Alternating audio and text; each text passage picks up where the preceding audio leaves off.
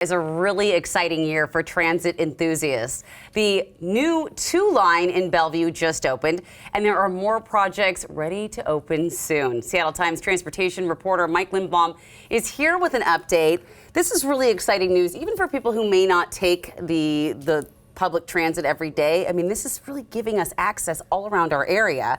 And let's start with the new 2-line in Bellevue, now open. It doesn't connect across I-90 to Seattle yet, but what did you think of the opening? Well, they had more than 17,000 people show up to celebrate it. Wow. It's, that's a pretty huge amount for just a starter line that goes 6 miles, 8 stations, doesn't cross the lake yet until the end of 2025. Yeah. So they had to put in a couple extra trains to move everybody. It was a festive mood all around. The numbers will drop off a whole lot once the novelty declines a little bit, right, and people settle into more of a normal commute pattern, maybe 6,000 trips a day. 6,000 trips a day. Okay, we're looking at some of the signs of where it goes. Where does the 2-line go? Okay, so it starts at South Bellevue Station, which is this huge 1,500 stall park and ride next to I-90, and then it continues through downtown Bellevue and then branches out toward Redmond, ending at Redmond Technology Station, which is in the middle of the Microsoft campus. There's a huge landmark bridge with white canopies that you can see from 520 and from the neighborhoods. That's pretty cool, I gotta say. Let's look at the future of the Sound Transit projects. The 1 line is extending up to Linwood in August, which that's pretty great. I mean, I've been on I-5 in traffic in the morning. I mean, that's a game changer for folks, right? Yeah, they're really jammed up today, and that line is going to be a game changer for a whole lot of reasons. We should take note, first of all, that it was approved by voters in 2008, and that by any reasonable standard, 2024 is too long to wait for this. Yeah. But strategically, it's hugely important because, first of all, you add 4 stations on the way to Linwood.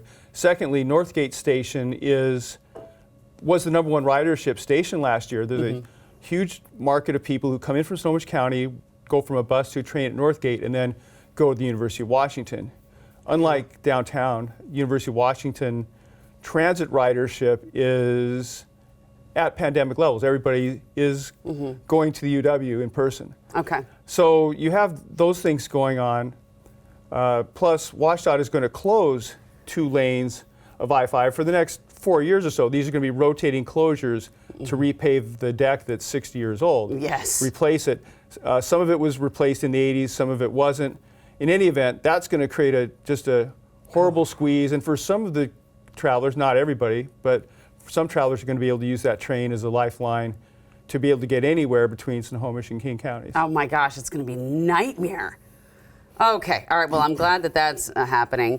Okay, so next year, the 2-line under construction on I-90 that we've seen happening for a while is going to open to connect the 2-line in Bellevue and the 1 line in Seattle. Is it going to happen? Fingers crossed.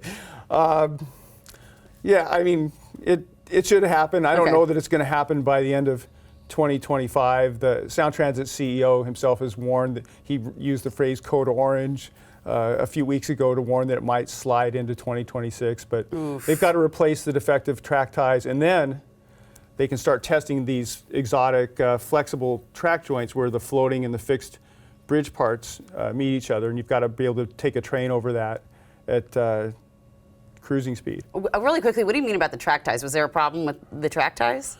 Yeah, 5,400 of these concrete ties are also called plinths. They were found to be deficient. The rebar and the concrete weren't in the right position with each other, or there was some flaking off. Those were all rebuilt. They're being rebuilt by the contractor. That's mostly done. And then once that happens, you can get down to business with all the signals, the tests, running slow trains, and then eventually the practice trips that you just saw on the east side with full trains going across. That's really fascinating. All right, so what about the lines to West Seattle and Ballard? I mean, people trying to get in around the city here, because it's hard. Once you get to Ballard, I mean, you're hell and gone from the freeway. I hate to say it. Yeah, those are still a long way off. And in fact, the transit board is still sorting out very fundamental questions, such as where to put the South Lake Union Station. Do you put it next to Mopop, across from the Space Needle, or do you put it next to Aurora Avenue North, 7th, which is closer to most of the office workers and connects to the E-Line bus. Yeah. So there's a very heated debate happening. In fact, there's going to be another installment today. Yes, and you'll be there. I'm sorry, not today. I'm sorry. It's next week. Okay. But that's a tough question. That's not even decided yet. You're looking at the late 2030s. Right. So maybe before, I'll never see it. I don't know. Okay, well, before I let you go, I want to say that, I love the light rail. I thought it's great. It's a great service if you're trying to get to the airport. But a lot of folks are concerned about safety. What are your thoughts on safety right now on the light rail? Well, safety is incomplete, to say the least. Violent injury assaults were virtually unheard of until 2020, and then there have been around 20 a year since then that were bad enough to send somebody to the hospital. There are a lot more minor incidents and flare-ups, including a new category.